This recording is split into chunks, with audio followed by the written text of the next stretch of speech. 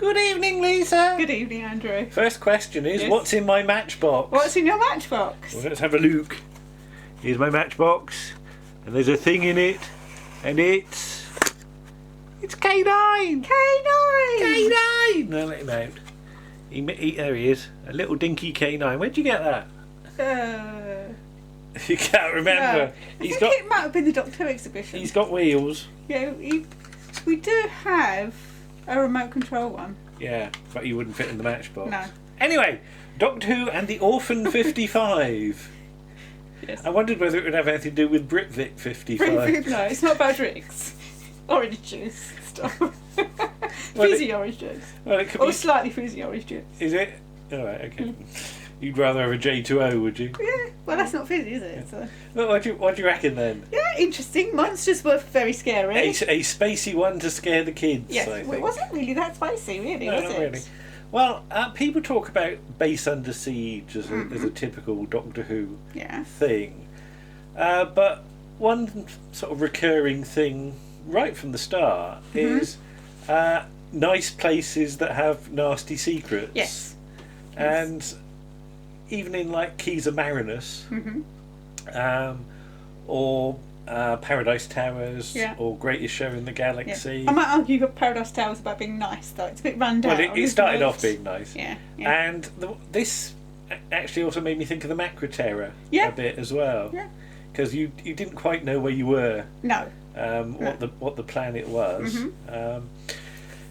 The whole irradiated planet thing did make me think of some of my space games, Oh, right, okay. including No Man's Sky. Yes. So hello to Procedural Traveller, who may be watching this. And there were people, I had a quick look on the internet, and people talking about Ravelox as well. Well, yes, yeah. Yeah.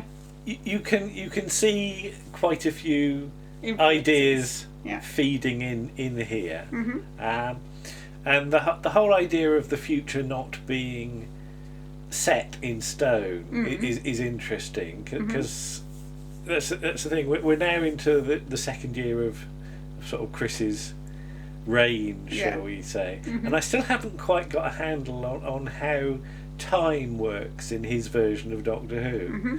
So that's interesting, and I think I need to see more to understand fully, because of course you got the speech at the end saying, you know, you can change the future. Yeah. It's probably going to be a bit too on the nose for some people. Yes. I think There might be some people that haven't enjoyed it because it's but too I think for kids political. watching at home, which you've always got to remember is the audience you're aiming at, I think that might stay with. Yes, and it's going to be relevant to quite a lot of them, because a lot of them have gone out on climate change. And also, as somebody else said, Pertwee's Doctor was talking about this nearly 50 years ago. Yeah. You know, Green Death. Yeah. Oh yeah, what goes around comes around. So it's not new in Doctor Who. It's just different. Yeah. What do you think? What do you think of the characters? Yeah. I liked all the characters. I did see on Twitter that Who Hat said that if anything happened to Benny and the lady whose name I can't remember, they were going to riot. Well, because he had a nice hat. Because he had a hat. Right. Yes.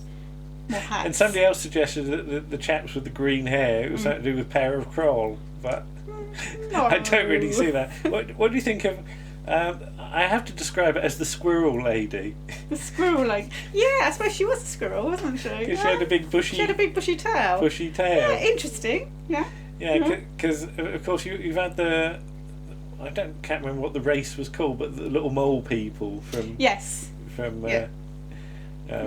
Doctor Who and the hotel in space. And under the lake. And Doctor Who lives in the lake. Yeah. And before the flood. Yeah, the Undertaker. So it's that thing about, you have an alien species that's based on something familiar or on Earth, Yeah. you know. Yeah. I don't know quite how if you're like a two-legged human squirrel, you'd sit down. How would you sit in a chair? It's the sort of thing that worries me. I don't know. Perhaps you'd have to have a chair with a hole in for your tail. For your tail to stick. I don't know. But details like that worry me. Yeah. You know what I'm. It also reminded me of some of the stuff that Russell T Davies did. So things like At the End of the World, where people and years have got hyphens and symbols, and it's not a proper name, is it? Really? Yeah. Well, it's his whole thing, and I think the New Adventures did it a bit of of like weird naming conventions involving lots of like exclamation marks and things like that. So yeah, a few hyphens here and there is no great problem. Oh, Rose has come to see what's going on. So yeah, I mean, Weird Planets are not necessarily my favourite form of Doctor Who, but I have no great complaints over that. It was an interesting idea and an interesting set of characters. Here's Rose. You can see a tail, and there's a tail. That's about it. There's a head with a tail. But where you go? Yeah, she's going to sit. Silly cat. Yeah. But what have we got next week? It's Nikola Tesla. Yes. I can't remember what the story's called. It's a very strange title. The Long Night of Nikola Tesla. Or something like that. I can't remember. Is it Nicola? Nikolai. Nicola's a girl. I know, but he's got an I at the end of it. Yeah, Nikolai though. Yeah, okay. Like Nikolai Tolstoy. Okay. And all that. Well, he has got an I at the end of his name. Yeah, that's true. But yeah, it was an interesting idea. I did like the characters. Yeah. I liked the fact Ryan got more comedy. Yeah. What was going on with that tentacle at the start? The tentacle? The tentacle that was in the TARDIS and they were mopping up. Oh, it's something about in the mating scene, the space octopuses. Yeah. Octopi. Yeah, I just have the idea all mopping the floor. Sticky. But yeah, I think the characters worked really well. Yeah. I was surprised that Ryan didn't mention his dad, because when she said about her mum rejecting her, he didn't say about his dad. I get the feeling there might have been a few cut. Might have been a bit of an edit. I think there were possibly a few things that ended up on the cutting room floor here. I don't know, but it just felt like it in places that, maybe. Well, this sort of information always emerges a bit later, so we shall see. Rose, where are you going? Rose is going to sit down. She's sitting down. She's a good girl. But there we are. So that's one. Another one down. So that's 3 out of 10 already. Blimey. Yes. I think I'm going to do a score because I've done a score for the other ones. I'm going to give this one a 7. Okay, out of 10. Out of 10. All right, fair enough. So yeah, we'll see you back here, same time, same place. Yes. Well, not the same time because it depends when I upload it. It does. We should just say episode 44 of Round the Archives is available now. Yeah. We will do the publicity video for it when we can in a day or two, hopefully. Yes. But in the because we're looking at Tomorrow's World and Heidi High and all sorts of things, so seek that out. I might put the link in for this episode anyway, because we get more viewers on this, immediately than anything else. So it always does good business. Oh, and I did like Silas, who was Roger from his Dark Materials. All right, okay. Same young actor. Okay. He was very good. Right, I didn't recognise him. He had green hair in there, so we didn't really watch it anyway. So, no, that's true.